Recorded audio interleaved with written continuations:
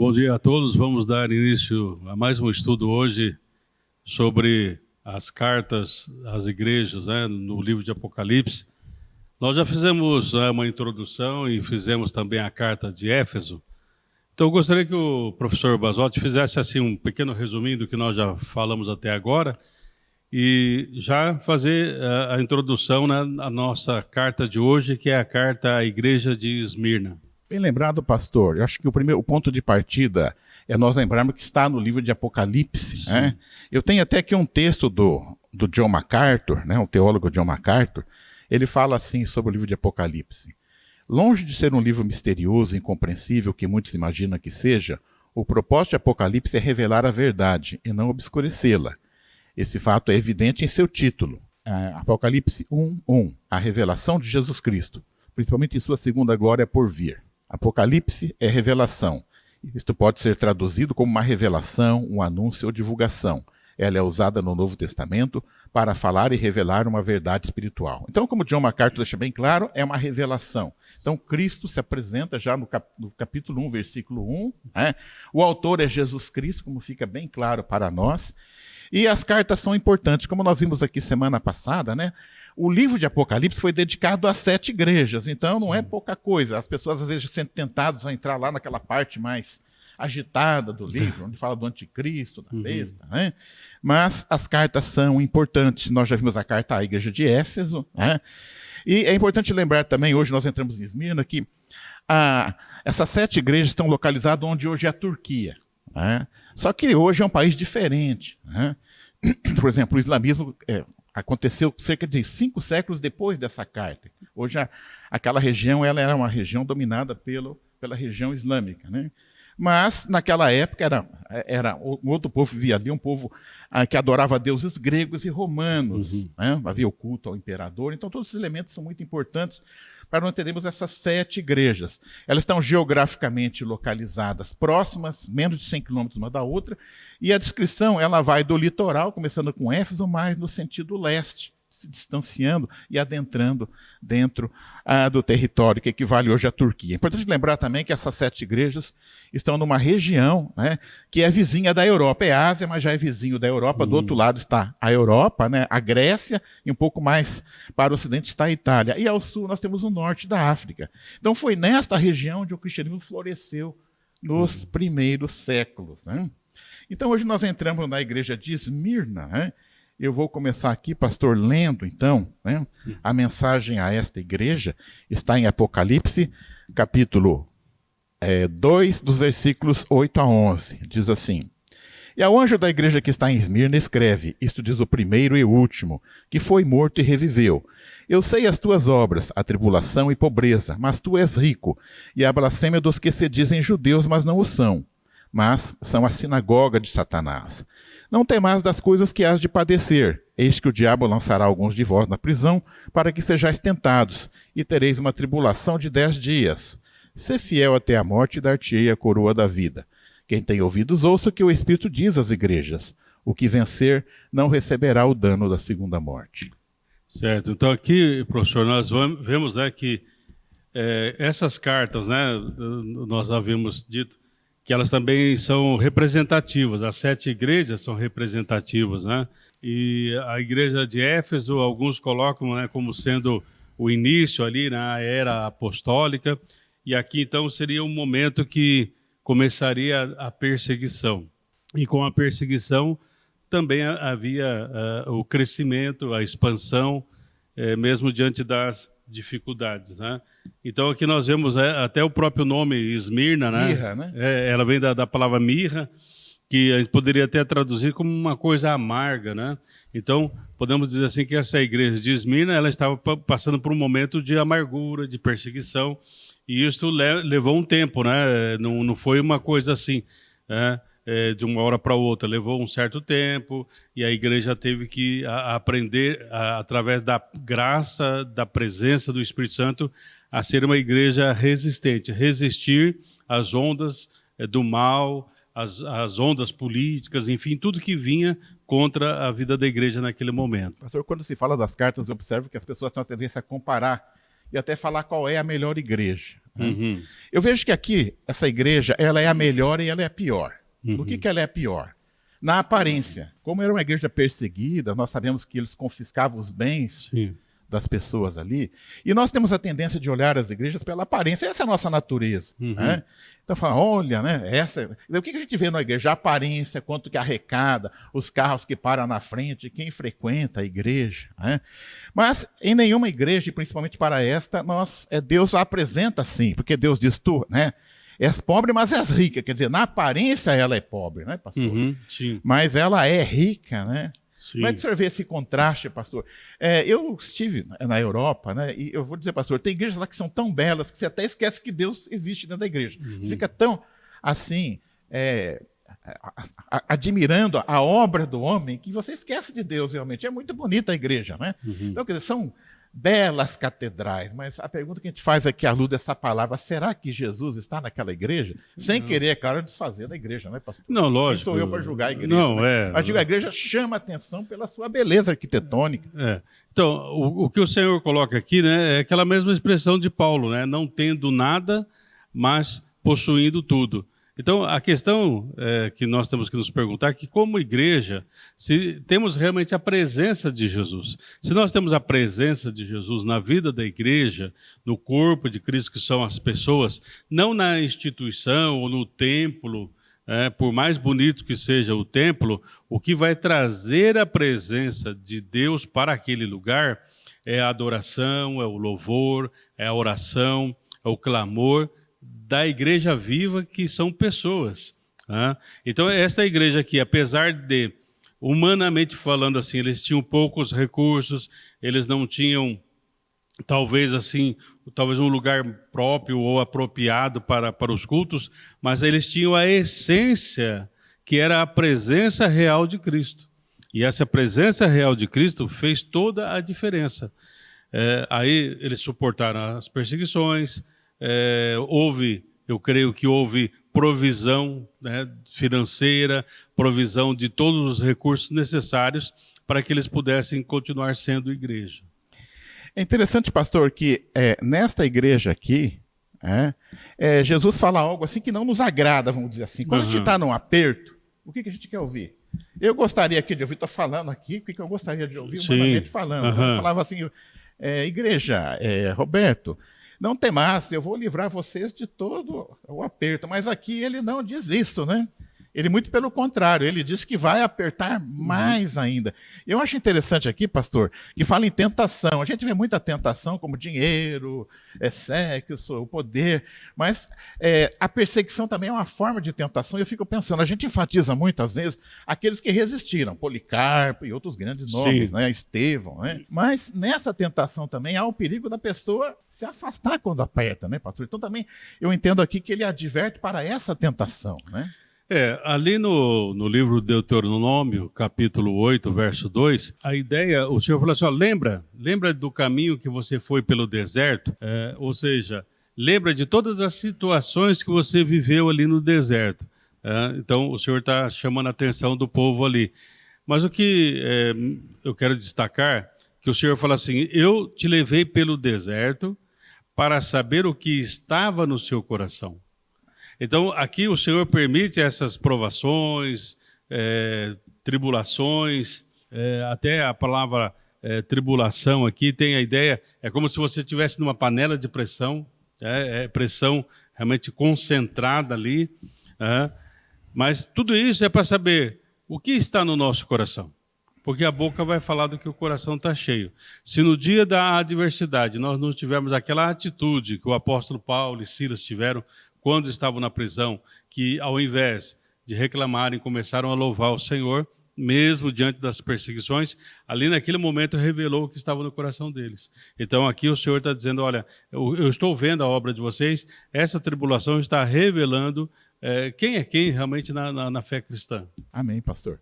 É interessante, né, que ele fala assim, não temais, eu entendo assim, quer dizer, ele não vai dar a tribulação, né, mas ele vai dar a força necessária para resistir, né? Então, muitas vezes Deus não nos livra, mas ele pode nos dar o quê? A força. Sim, para a força, resistir. A graça, é como Paulo ali no espinho na carne, que o Senhor fala, Paulo, minha graça te basta. Tá? Então, tanto professor, que ali, logo no primeiro versículo dessa carta, o versículo 8, né, o Senhor diz para ele, ó, essas coisas diz o primeiro e o último que esteve morto e tornou a viver. Então ele falou assim, olha, eu estou com vocês, eu já passei pela morte, eu também já passei por sofrimento, eu sei que é dor, no livro de Hebreus nos diz isso, né, que ele padeceu, como todos nós, várias situações de amargura, de tristeza, mas ele diz, agora eu estou vivo e eu estou com vocês e eu quero ajudá-los realmente a transcender este momento de dificuldade. Pastor, eu acho interessante a autoridade que Jesus tem, quando Jesus diz assim, logo que ele vai retornar no final dos evangelhos, toda a autoridade me foi dada, né? Bom, eu penso assim, poder ele sempre teve, né? Ele é o criador do mundo. Mas aqui até a gente poder, lógico que isso seria assim algo até, talvez uma blasfêmia, alguém possa entender, mas quando Jesus fala, não tem massa, vocês vão padecer, você podia falar, não, vem aqui, vê como é que é duro sofrer aqui. Nós não, quer dizer, ele nos cala a boca, porque ele passou, então ele tem autoridade, porque ele passou por todo um sofrimento. Né? Então, quer dizer, quando ele diz, vocês vão passar um aperto aí, quem somos nós para falar alguma coisa se o nosso grande mestre passou por tudo, morreu na cruz. Né? Então, ele tem autoridade. Né? E aqui, realmente, ele faz uma profecia que acaba se cumprindo. Nós sabemos que, alguns anos depois dessa mensagem de João, a igreja vai ter um mártir, né, pastor? Né? Que é Policarpo. Né? Sim. O que o senhor sabe sobre Policarpo, pastor? Uma coisa que me aliás, chama... Policarpo, estou melhorando meu grego, hein? Poli é muito, carpos é fruto, né? Tem alguma coisa a ver com dar frutos. Uma vida frutífera, né?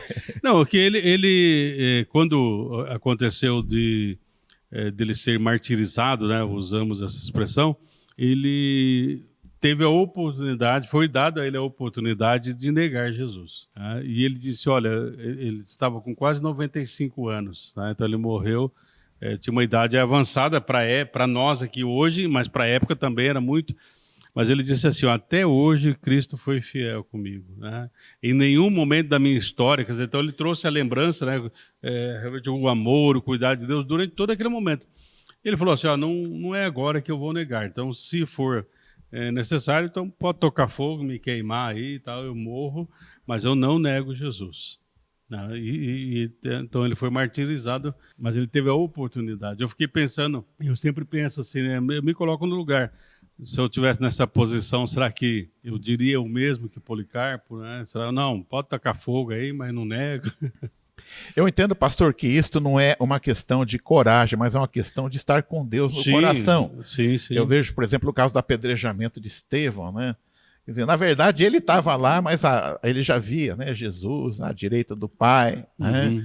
Então, eu acho que o que nós precisamos é pedir para que Deus nos dê a coragem, que nós não temos essa coragem. Sim. Né? Mas se Deus nos suprir com essa coragem, nós então, venceremos. você tocou bem nesse assunto, é interessante. Estevão, ele via além, ele estava vendo o Senhor. Então, eu creio que o sofrimento e os momentos difíceis da vida, os desertos da vida, os vales da sombra da morte, enfim, o nome que você queira dar, né? É possível você passar por eles. Muitas vezes nós não podemos evitar, temos que passar por eles, mas aprenderemos, seremos fortalecidos pelo Senhor. Mas tudo isso se nós, como diz o próprio livro de Hebreus, olhando firmemente para Jesus, o autor e consumador da nossa fé. Sabe, pastor, o que me chama a atenção nessa igreja, nós estamos na segunda igreja, por exemplo, semana que vem nós vamos ver a igreja de Pérgamo. Sim. Pérgamo tem os nicolaítas, tem os que seguem a doutrina de Balaão. As igrejas estão infestadas de coisa. Aqui, pastor, cadê os falsos profetas, os nicolaítas, os que seguem a doutrina de Balaão? Quer dizer, todas essas... O que aconteceu aqui, pastor? Não tem... Onde que está esse pessoal? A luz dissipa as trevas, né? Então, eu creio assim que quanto mais presença de luz, menos espaço para isso. Né? Porque nos momentos, até tem um autor que ele fala assim, professor, nos oásis da vida nós criamos deuses. No deserto da vida nós reconhecemos que só o Senhor é Deus. Amém, pastor. Tá? Amém, então, no caso aqui, a igreja de Esmirna, ela não estava num oásis, né? Que depois nós vamos ver assim, a igreja de Pérgamo provavelmente está passando por um momento de oásis, né? Aqui não, eles estão no deserto. E no deserto é assim, ou você depende de Deus, ou você não depende. Deus passa a ser real para você neste momento. Pastor, eu hoje fico pensando assim, quando eu já disse isso, talvez eu tenha dito, mas assim, não, a igreja é bem humildezinha, um povo bem pobrezinho, não, assim, a gente fala assim, mas de repente está falando isso, né? E aquela é a igreja, nós não estamos sabendo, né, pastor? Nós, Sim, assim, nós nos encantamos com as catedrais, né? Mas, de repente, é aquele casebrezinho lá que Deus está falando, né? Isso nos empolga, né? Muitas vezes um lugar grande, quantidade de pessoas, mas também assim, professor, não vamos de um extremo ao outro, né? Não é a questão simplesmente de uma igrejinha de madeira ou debaixo da árvore e tal. A pobreza tem que ser aquela que nós já estudamos aqui sobre as bem-aventuranças. Bem-aventurados os pobres de espírito, ou seja, bem-aventurados aqueles que dependem inteiramente de Deus.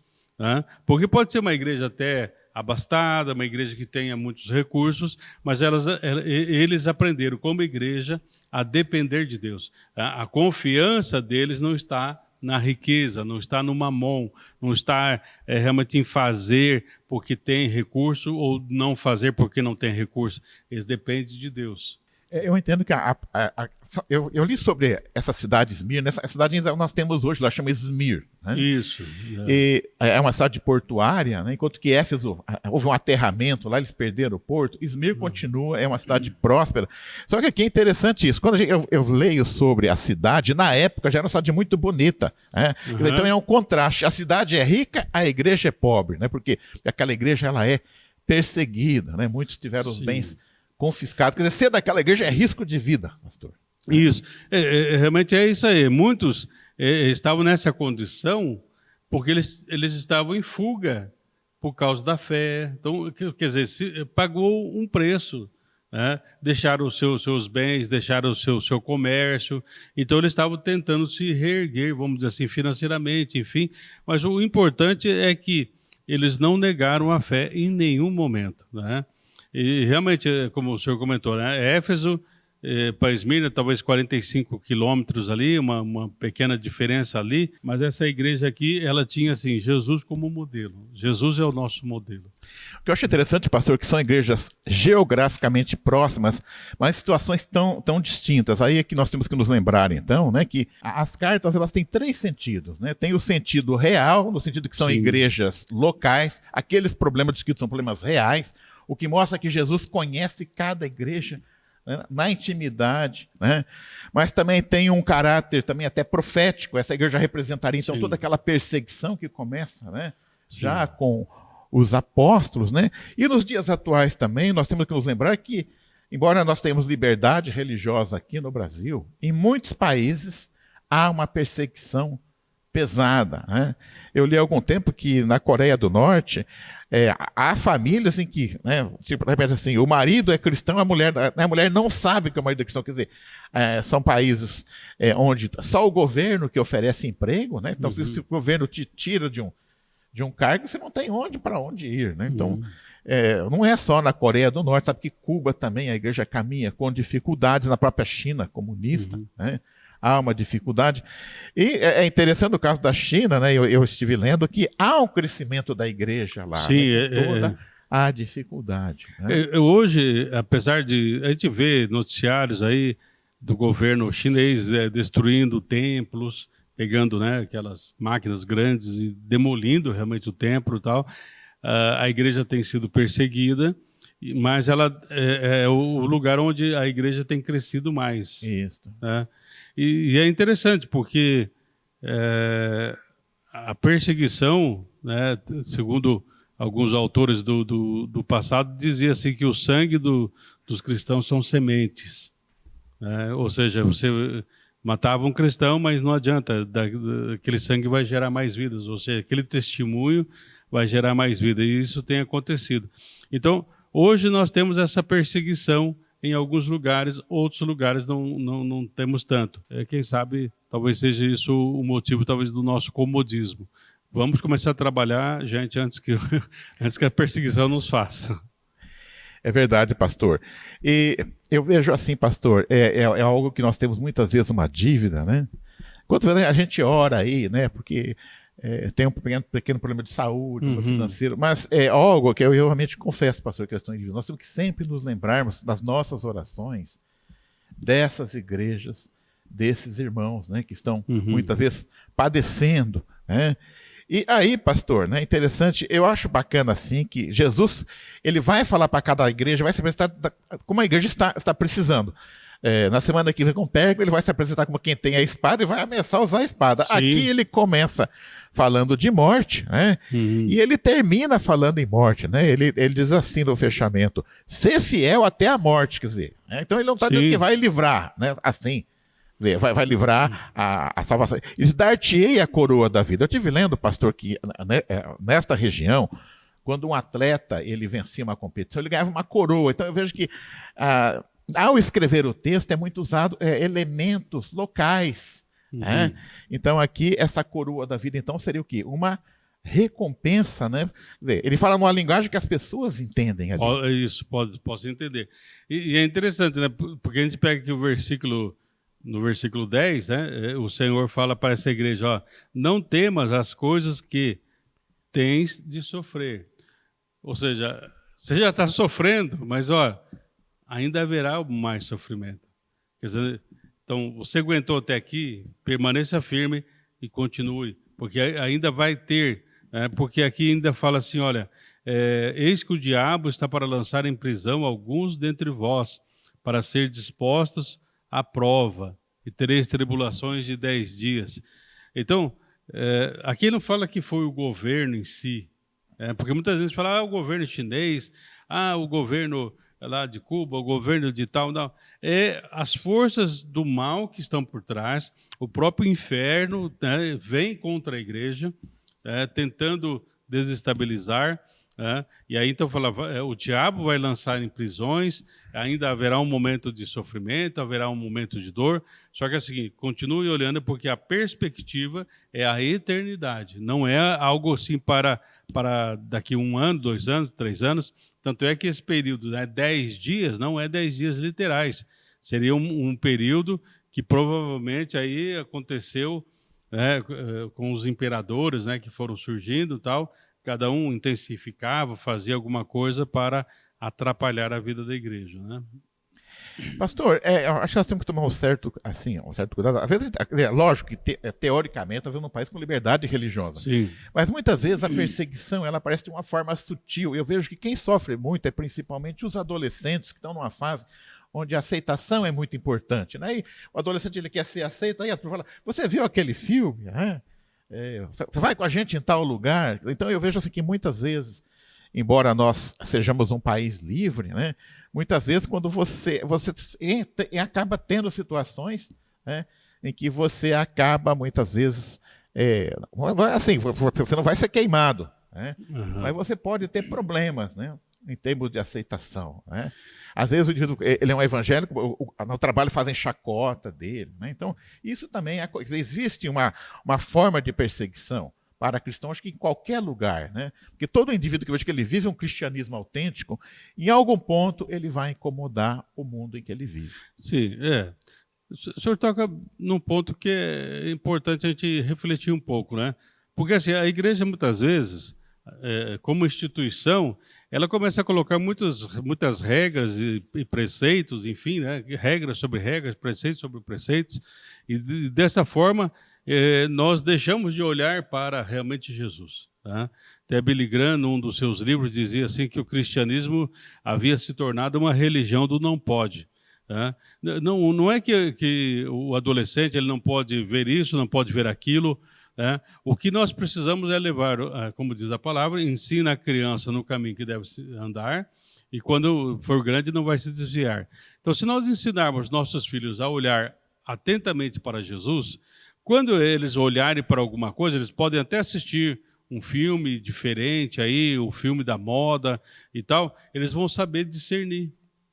Então, o grande problema é que nós fizemos, né, muito tempo na vida da igreja de proibir certas coisas, mas não ensinar o caminho, a verdade e a vida que é Cristo. Tá? Então isso trouxe uma geração, muitas vezes assim, que estava retraída dentro de si, estava pressionada dentro de si. E o que aconteceu? Muitas pessoas, quando tiveram uma oportunidade de agir por si mesmas, alguns até abandonaram a fé. Né? Então, não adianta reprimir.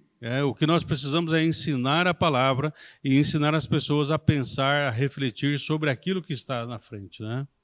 O que fica claro aqui, pastor, é que não se abre mão de princípios. Uma igreja ela pode facilmente se adaptar. Por exemplo, nós vimos que havia um culto ao imperador e tinha lá que uma vez por ano tinha que fazer uma homenagem. Quer dizer, toda repente fala, vamos fazer assim, vamos lá uma vez por ano, lá e tal. Quer dizer, o que a gente vê aqui é que não há espaço para aquilo que chama de sincretismo. Para assim, não. Em princípios, não se abre mão. Não se abre. Então, realmente aqui, a cidade de Esmirna, ela era conhecida justamente por isso, né? Porque, vamos dizer assim, eles faziam de tudo para o imperador, fizeram até um culto lá para o imperador. Tanto é que quando houve problemas estruturais, lá, terremotos, essas coisas, Roma, né, falou, não, vamos ajudar, que eles são parceiros nossos, eles reconhecem, enfim. Né? Só que, embora eles estivessem em Esmirna, Jesus era o Senhor para eles, para aquela igreja. E é por isso que havia perseguição. Então, o que eu estou dizendo, né, não é que a gente vai entrar no sincretismo, né, professor? Mas, assim, eu sei em quem tenho crido e sei que ele é poderoso. Então, as demais coisas não vão me influenciar, porque eu já fui influenciado pela graça e pelo Espírito Santo. Né? O senhor tocou num ponto aqui muito importante. Existe uma característica na cidade de Esmirna, quer dizer, todas as cidades eram leais ao imperador.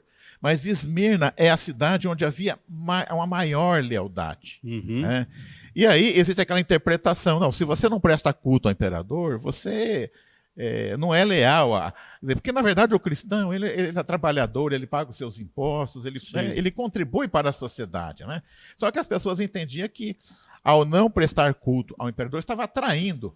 E não era isto. Né? Uhum. Então, eu vejo assim que isso foi muito explorado, né, pastor? E a gente percebe aqui também na história dessa igreja que tem o pessoal que bota fogo. Assim, às vezes, tantos romanos, né, que se incomodavam, às vezes eram os próprios judeus ali. Sim, né? Porque era um concorrente deles, né, vamos dizer assim, né? Ou pelo menos eles achavam que eram concorrentes, né?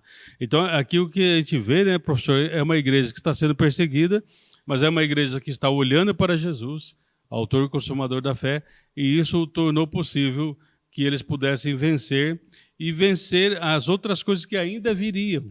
Viriam, por quê? Porque eles permaneceriam fiéis, e lógico que a oposição sempre aumenta quando você leva Deus a sério. Né? Me lembro aqui daquelas palavras de Paulo, pastor. Ele diz assim, o nosso breve sofrimento não representa nada em relação ao que virá depois. Né? Então, você fala 10 anos é muito, né? Mas pensar em termos de eternidade, né? O que nós temos aqui é que acolhermos essa promessa que Jesus já faz no fechamento dessa carta. Ele diz assim, o que vencer não receberá o dano da segunda morte. Né? Quer dizer, a primeira morte não é problema. O problema é a segunda morte. Eu entendo essa segunda morte como a separação de Deus. Né? Isso realmente é algo. Aliás, para mim, inferno é estar longe de Deus. Porque assim, todos nós vamos passar, vamos dizer assim, pelo dano da primeira morte. O que é? Porque assim, o salário do pecado é a morte. Embora Deus nos perdoe em Cristo Jesus, nós como seres humanos nós temos um tempo limitado. E aí então todos nós vamos morrer. É dado ao homem morrer uma só vez, vindo depois disso o juízo, diz a palavra. Então o que vai acontecer? Todos nós vamos morrer, essa primeira morte, a morte física e tal. Agora, uma coisa que muitas vezes as pessoas não compreendem é o seguinte: o espírito humano, professor, ele é indestrutível. Tá? Vamos usar essa expressão. Então, o nosso espírito, o espírito humano, ele não morre. Então, na verdade, eu posso dizer assim, né, teologicamente, que todos nós, todo ser humano, ele vai viver eternamente. Mas aí tem uma diferença, que é o dano da segunda morte. Quer dizer, a eternidade está garantida. O problema é para onde você vai depois. Qual é o... Isso, porque o dano da segunda morte como realmente o senhor colocou, é a separação eterna de Deus. né? Então vai haver: vinde benditos de meu Pai e apartai-vos de mim. Então esse segundo dano, que é a separação eterna de Deus, nós não sofreremos. Aqueles que morrem em Cristo Jesus, ainda que esteja morto, viverá. Porque nós vamos passar pela morte, mas não seremos detidos pelo poder da morte, porque haverá o poder da ressurreição, que é muito maior. Agora, essa separação eterna, e é isso que o Senhor está falando para essa igreja: olha, você não vai sofrer o dano da segunda morte. Talvez alguma situação até leve à morte de alguns de vocês, mas vocês já têm a eternidade no coração de vocês. Pastor, nós vivemos num mundo em que as pessoas estão preocupadas em fazer seguro. Você tem seguro de saúde, seguro de vida, seguro do carro, seguro da casa, né? Então, o que nós temos aqui é fazer um seguro em relação à eternidade. À eternidade, né? E esse é só do departamento de Jesus. Pastor, já encerrando, o que eu aprendo então nesta carta então? Eu aprendo que nós poderemos passar por tribulações. Mas se isso acontecer, o que nós temos que ter em mente? Primeiro, que Jesus irá nos dar a força necessária para enfrentar a tribulação. E aconteça o que acontecer, nós temos um seguro. Esse seguro é que nós estaremos livres da segunda morte, ou seja, aconteça o que acontecer. Eu acho que isso ajuda a entender muitas vezes. A pessoa fala: mas o cara era tão bonzinho, era um exemplo de cristão, aí estava passando na rua, caiu um piano lá na cabeça dele, né? Por que Deus não deu o livramento? Eu acho que as pessoas precisam entender o que é livramento, né? Livramento é o quê? Caiu o piano na cabeça dele, mas ele escapou da segunda vez. Esse é o livramento. Eu acho que as pessoas têm que entender isso, né, pastor? Então, eu aprendo aqui que nós temos que nos cuidar para que Deus nos dê esse livramento, né? E essa coroa, né, pastor? Eu acho que se ela vai ser de ouro, se a minha vai ter uma estrelinha a mais que a sua, isso para mim não importa. Importa que nós vamos estar juntos lá, né, pastor? E vamos continuar nesse nosso bate-papo aqui agradável, né? A gente vai falar: tá vendo, pastor? Né? Olha, e aí o fulano, cadê? Não está aqui com a gente, o que aconteceu, né? Então, para nós, né, encerrarmos isso aqui, o que me chamou a atenção é uma historinha assim que eu estava vendo esses dias, e até eu contei isso das pregações aí, que assim, havia uma situação, né, e uma pessoa falando para outra: não, fique tranquilo, vai dar tudo certo, né? E no decorrer dessa descrição, a pessoa depois vai relatando e disse: não ficou tudo certo, não ficou tudo bem, né, porque o meu filho acabou morrendo, né? Então, eu não sei se vai dar tudo certo, não sei se não teremos dores, não iremos chorar, não iremos nos decepcionar. Eu não sei o que o caminho da vida nos reserva, mas o que nós aprendemos com essa igreja aqui: vamos perseverar em nome de Jesus. Amém, pastor, amém. E na próxima semana nós então vamos estudar a igreja de Pérgamo. De Pérgamo. Né? Então, os irmãos podem ir acompanhando, vão lendo aí o capítulo 2. Isso, vai lendo o livro de Apocalipse. E como, né, foi citado no início, John MacArthur, né, é o livro da revelação, vai descobrir e descortinar para nós aquilo que Deus tem para nós como igreja. E isso vai nos impulsionar a sermos fiéis em todo momento. Amém.